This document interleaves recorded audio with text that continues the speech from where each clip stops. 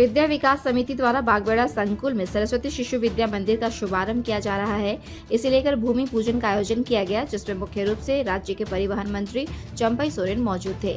विद्या विकास समिति द्वारा पूरे देश भर में 32,000 स्कूल संचालित है। अगर हम कोल्हान की बात करें तो कोल्हान में लगभग 30 से 40 स्कूल वर्तमान समय में चल रहे हैं और बागबेड़ा संकुल में बागबेड़ा जगन्नाथपुर सरस्वती शिशु विद्या मंदिर बहुत जल्द संचालित की जाएगी, जिसे लेकर भूमि पूजन का आयोजन किया गया। इस कार्यक्रम में मुख्य अतिथि के तौर पर राज्य के परिवहन मंत्री चंपई सोरेन समेत सांसद विद्युत वरण महतो, पंचायत प्रतिनिधि और जिले के वरीय पुलिस कप्तान शामिल हुए।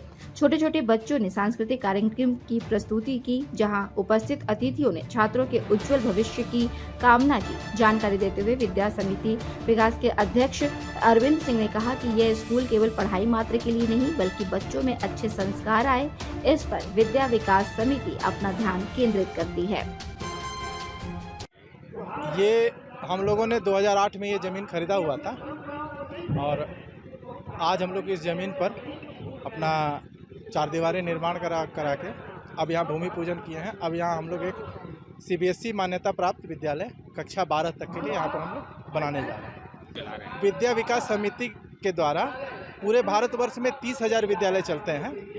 अपने इस जमशेदपुर विभाग में, जमशेदपुर विभाग कहने का मतलब पूर्वी पश्चिमी और सिंहभूम और सरायकेला, इसमें करीब करीब 35 से 40 विद्यालय अपने हैं। जमशेदपुर के इस भाग में, जिसको हम लोग जमशेदपुर प्रखंड बोलते हैं, उसमें हम लोगों के 9 विद्यालय हैं। तो 9 विद्यालय का संकुल हमारा बागबेड़ा संकुल है, जो बागबेड़ा का विद्यालय है। अब बागबेड़ा संकुल में ही ये नया विद्यालय जगन्नाथपुर अपना बनने जा रहा है।